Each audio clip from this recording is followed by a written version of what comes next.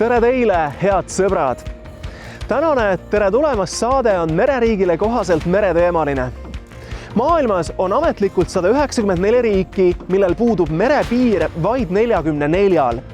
Kas meri teeb üldse ühe riigi paremaks või jõukamaks, sõltub väga palju juba sellest riigist endast ja selle sadama juhtkonnast. Täna läheme uurime, kes on need inimesed, kes toimetavad Tallinna sadamas.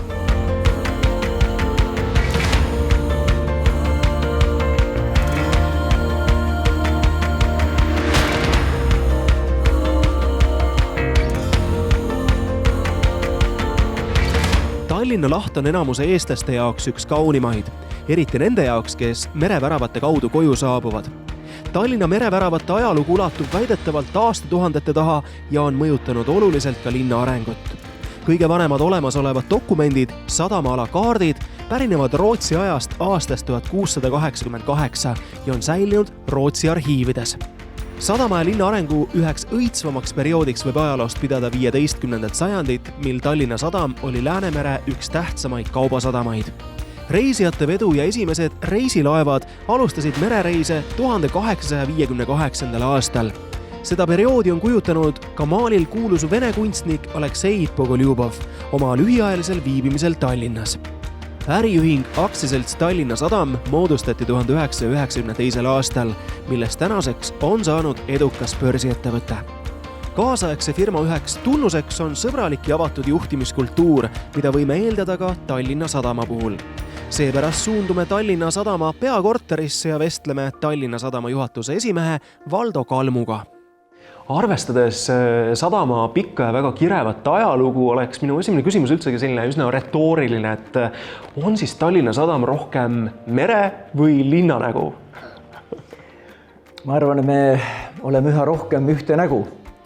Ehk meil on ühine ajalugu ja tõepoolest sadama ajalugu on sama vana kui Tallinna linnal. Ehk tegelikult ei teatagi täpselt, kas enne oli siin väike küla ja linnus või lauter.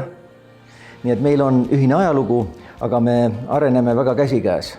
Ja ma arvangi, et me üha rohkem ühte nägu läheme, teeme asju üheskoos ja räägime üha rohkem sadamast linnas ja linna sadamas. Ja võib-olla üheks näiteks võib tuua selline koostööprojekt Reidi tee, millest täna on kujunenud Reidi park. Aga lisaks Tallinnale oleme me ju tegelikult Eesti jaoks kõige suurem turismivärav. Eks me areneme siin kõik üheskoos. No eks inimesed peavadki kõige rohkem seda kui ikkagi reisisadamat, aga see ala, ma vaatasin ka siia tulles, on ikkagi nii üüratult suur, et mis siia alla üldse tegelikult kuulub? Tõepoolest, sadamal on täna börsiettevõttena on tegelikult 4 ärivaldkonda. Kõige suurem on olnud ja loodame, et jääb ka edaspidi, on reisijate äri. Siis on kaubaäri, siis on meil omal parvlaevad, ehk me toimetame kui laevaomanik ise ja opereerime siis Saaremaa ja Hiiumaa liinil. Siis on meil üks jäälõhkuja ka, jäämurdja ja erilaev, ehk kokku laevandus ja 4. valdkond on kinnisvara. Ja väga tähtis põhimõte, ma olen kuulnud, et teie jaoks ikkagi see roheline mõtteviis või millised üldse on teie väärtused, võib-olla ma eksin? Jah, seda tegevust peab saatma tänapäeval vastutustundlik äri tegemine, millest üks ja väga-väga oluline on roheline mõtteviis ja võib isegi öelda roheline äri tegemine, et sa tõesti mõtled keskkonnale igal sammul. Aga väärtustest rääkides ma tooksin välja võib-olla kõige esimesena sadama ettevõtete grupi väärtuseks uuendusmeelsus. Ja me tunnetame, et see annab meile konkurentsieelise, sest me oleme konkurentsis siin paljude Läänemere sadamatega. See annab meile mõnes mõttes eelise olemaks valmis muudatusteks, sest näiteks tehnoloogia, seesama roheprojektid muudavad lähidekaadil logistika ja merendusäri väga palju. Nii et uuendusmeelsus, siis avatus.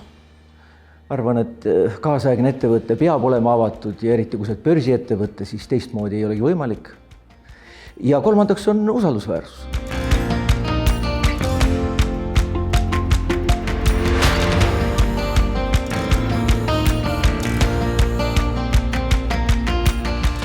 Helemai, me oleme praegu siin teeterminali väga hubases ja koduseks saanud vanas osas.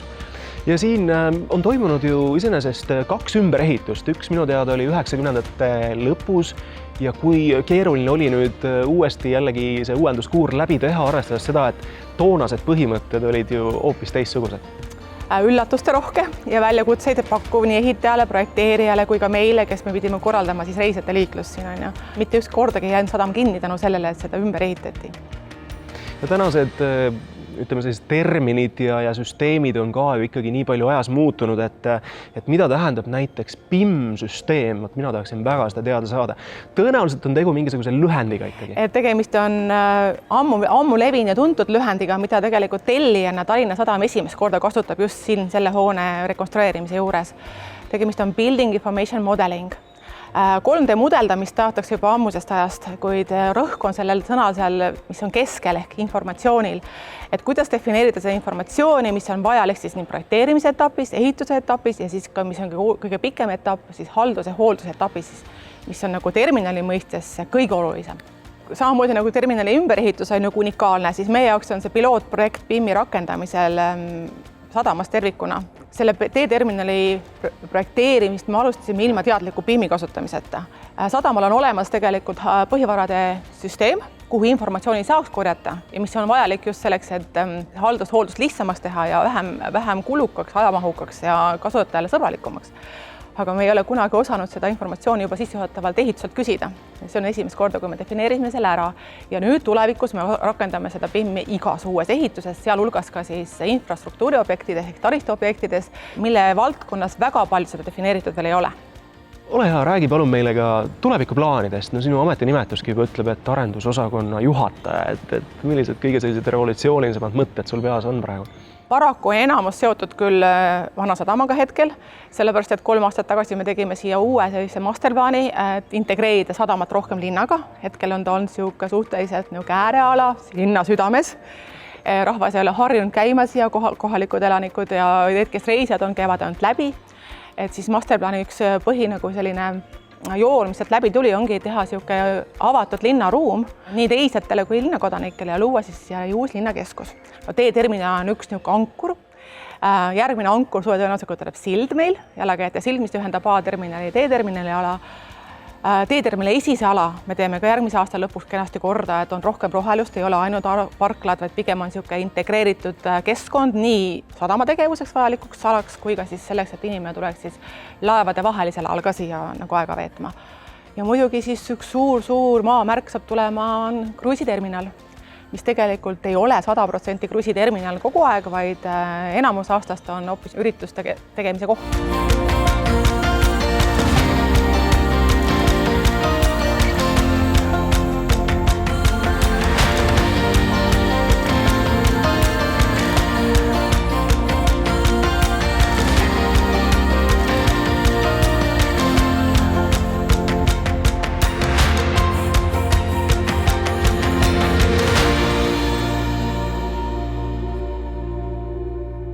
Taavi, nimelt Tallinna Sadam on ühes oma lipukirjas öelnud, et tegu on keskkonnasõbraliku ettevõttega.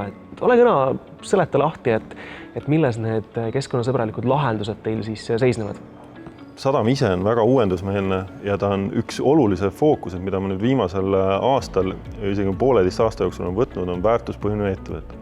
See üks alamteema on meil kindlasti on keskkond, et sadamad on nii linnas sees kui meres, me oleme üks suur ökosüsteem ja selles osas me soovime väga palju kaasa aidata. Täna sadam näiteks võtab kõigilt liinilaevadelt piiramatus kogudes jäätmekäitlust vastu. Kõik, mida nad soovivad ära anda, võtame vastu. Meil on oma tütarettevõte Green Marine näiteks, kes võtab kõik, mis on nagu niisugust tahka poole peal isegi ja võtab ka õliseid vedelikke vastu, mida paljud sadamad isegi hea meelega üldse vastu ei võta või neil puudub see võimekus, nii et sadam on selles suhtes üks erinev koht. Mis meie üks hea point on see, et näiteks kõik laevad saavad ka reovett ära anda. Täiesti tasuta, selles suhtes tasuta, et see on ühe keskkonnatasu sees ja kõik liinilaevade ühendused on meil tehtud niimoodi, et nad võivad piiramatus koguses oma reovett ära anda. mis oluline aspekt nüüd sadama valguses on see, et meil on keskkonnatasud määratud. Mida rohelisem laev on, mida paremad näitajad on, selle väiksemalt me määrame ka seda tasud. Viimase suure asja, mis me just avasime, oli meil kaldaelekter. Ja see ei ole mingi tavaline pistiku ühendamine laevaga. Kaldaelekter on siis laevade ühendamine kaldaelektri võrku, ehk nad ei peaks oma diiselmootoreid töös hoidma, et laevas oleks elekter, või nad saavad meie maapealsest võrgust.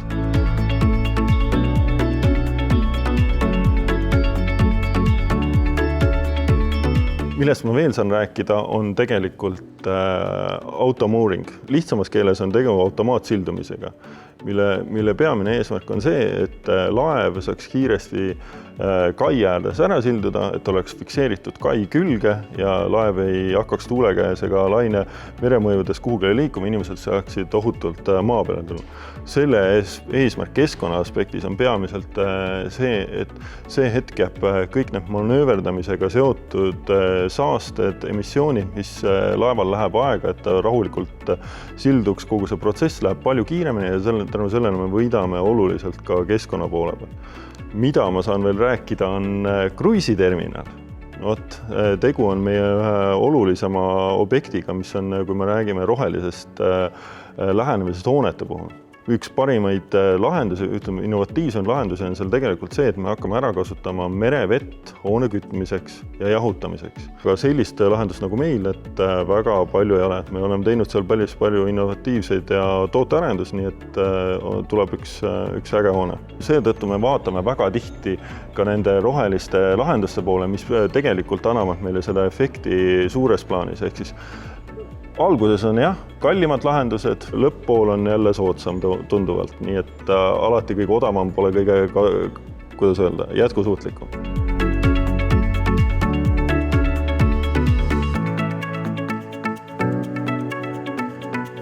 Kaldaelekter ja automaatne sildumine on vaid mõned märksõnad, mis jäid meie saate esimesse poolde. Samal lainel ja keskkonnasõbralikel teemadel jätkame kindlasti ka kohe pärast pisikest pausi.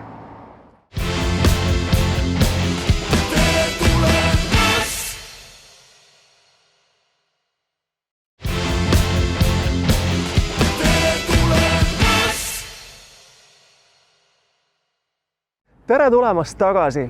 Meie tänased teemad on vägagi keskkonnasõbralikud ja me oleme külas Tallinna sadamas, mis muide on tänapäeva üks suurematest Läänemere sadamatest ja kindlasti Eesti suurim värav meie internetivärava järele.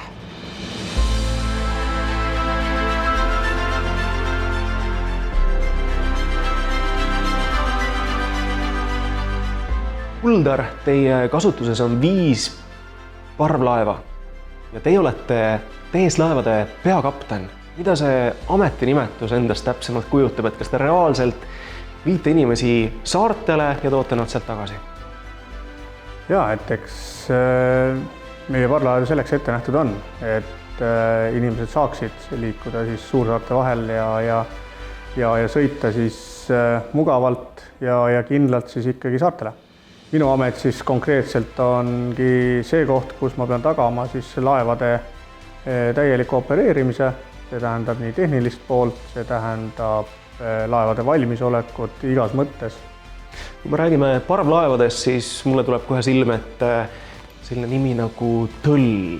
Tegu on hübriidlaevaga, ma väga hästi kujutan ette, mida tähendab hübriidauto. Mida kujutab endast hübriidlaev? Et tegelikult laevanduses hübriidlaev siis tähendabki seda, et on 2 moodust.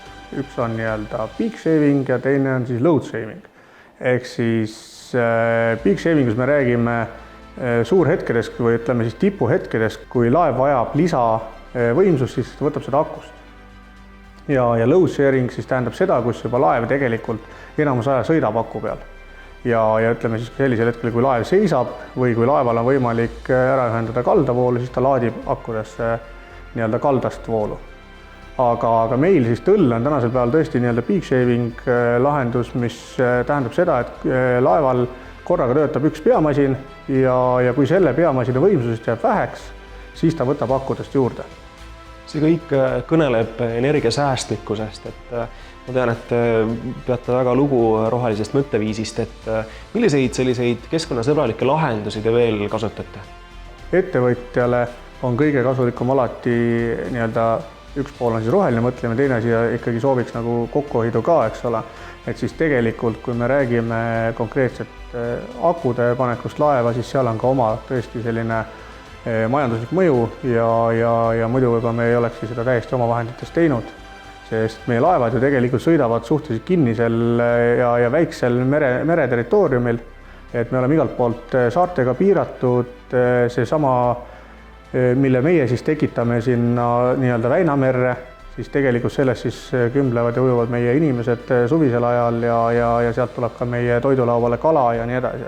Tegelikult oleme hästi korralikult võtnud eelmisel aastal juba siis nii-öelda vaatluse alla prügimajanduse. Prügimajandus on tõesti tänasel päeval vastavuses igasuguste rahvusvaheliste nõuetega. Me sorteerime prügi, me oleme teadvustanud oma reisijatele prügi sorteerimise vajadusest. Meil on kasutusel siis nii-öelda veealustes osades keskkonnasõbralikud õlid, et juhul, kui ka mingil ajahetkel peaks tekkima probleem, et meil on väike õlileke kuskilt tihendi vahelt, siis see otseselt keskkonnalohtu ei tähenda.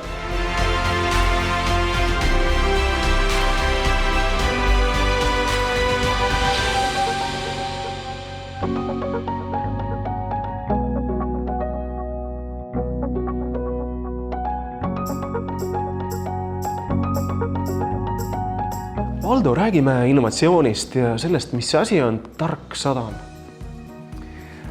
Tark sadam on, võib öelda, isegi rakenduse või toote nimi liiklusjuhtimisrakendusele Vanasadamas, aga praegu me siis tegelikult liiklusjuhtimis IT-süsteemi, protsessisüsteemi juurutame ka kaubasadamates Muugal ja Paldiskis. Ta võimaldab siis juhtida rohkem just raskeveokeid ehk niinimetatud RoRo sõidukeid, aga ka kõiki sõiduautosid, neid mõõta, kaaluda, suunata õigele reale ehk selles mõttes selline automatiseeritud sõidukite juhtimise süsteem. Aga kes on need, kes siis ikkagi lõppude lõpuks juhivad, kas ongi mingisugused, me kujutame ette, robotid või on ikkagi inimesed, kes on saanud väga pika ja põhjaliku väljaõppe selle jaoks? Tõepoolest, seal osaliselt targa sadama süsteemis on kasutusel nii-öelda tehisintellekt, aga osaliselt on kindlasti manuaalne inimjuhtimine ja on hästi oluline laev lastida õieti ja sellepärast tuleb nagu õiges raskused, sõidukid, veokid suunata laevale. Nii et mõlemad komponendid olemas, tegemist on intelligentse süsteemiga ja see on nii hästi Vanasadamas tööle läinud, et me siis tahame seda rakendada ka oma teistes sadamates.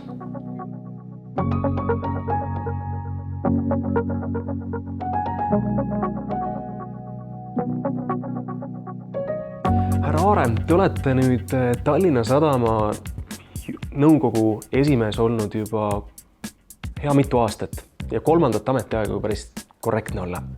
Te oletegi ise öelnud, et selle aja jooksul on Tallinna Sadam päris palju muutunud. Aga mille poolest täpsemalt siis ikkagi? Mille üle te ise võib-olla kõige rohkem uhkust tunnete? No ma arvan, et kõige suurem muutus on muidugi seotud sellega, et ühest riigiettevõttest on saanud börsiettevõtte. Ja börsiettevõtte see tähendab seda, et ta tegutseb kindlate reeglite alusel, ta on avatud ettevõtte, ta on suur ettevõtte ja ühest aktsionärist on tänaseks saanud ettevõtte, kus kohas on 14 500 omanikku ehk siis aktsionäri. 14 500, kuulsin õigesti? Jah, tänaseks küll. Nii et selles mõttes kindlasti on see muutus toimunud, aga ka sisulise poole pealt on 2 põhilist meie tegevusvaldkonda olnud nii reisijate vedu kui ka siis kaubavedu, siis praeguseks on ju ikkagi juurde tulnud 2 täiesti uut valdkonda ehk siis laevandus ja ka küllalt olulisel määral kinnisvara arendusega. Teadaolevalt siis kogu see Vanasadama piirkond, mis on ikka hästi atraktiivne ja ma arvan, et Tallinnas üks paremini ja võib-olla on niisuguse perspektiivsema piirkonnaga kohti üldse, kus kohas kinnisvaraarendust siis planeerida. Ka Tallinna Sadama nõukogu koosneb ju väga erineva tegevusvaldkonna tippjuhtidest, et kuidas seesugune nõukogu täpsemalt töötab ja toimib? Meil on täna ju 8 nõukogu liiget ja seal on tõesti erineva valdkonna inimesi ning ma ütlen, et see on hästi niisugune hea ja tugev kooslus, kes seal koos on, sest et kõikidel on oma eriala teadmiste raames saavad nii-öelda siis oma panust ja oma teadmisi rakendada ka sellises igapäevases, ütleme, strateegilises tegevuses ja nõukogu teostabki ikkagi strateegilist juhtimist sadamas. Nii et lisaks niisugusele strateegilisele juhtimisele on ka muidugi ütleme korraldav ja järelevalve funktsioon, mis puudutab juhatust, aga nüüd nõukogu nende 8 liikme hulgas on ikkagi hästi tugevaid spetsialiste, kes siis oskavad sellist visiooni ja edasist niisugust arengut ka planeerida.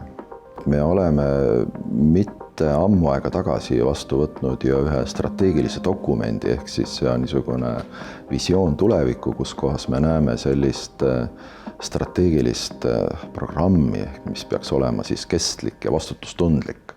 Sellel on 3 sellist suurt mõjurit või mõjutegurit ja nendeks on siis eelkõige majanduslik, siis on sotsiaalne ja muidugi ka keskkondlik. Kui me räägime täna, ütleme niisugusest sotsiaalsest keskkonnast siis, või mõjurist, siis sõna otseses mõttes Tallinna Sadam peab olema, osa sellisest avatud ruumist, seotud selle kogukonnaga, kes siin elab ja ma arvan, et see meie poolt niisugune tulevikku suunatud tegevus kindlasti on, et Sadam peab olema avatud Tallinna linnale, Tallinna elanikele, kõikidele nendele inimestele, kes Tallinnat ka külastavad, nii et see on kindlasti üks osa sellest.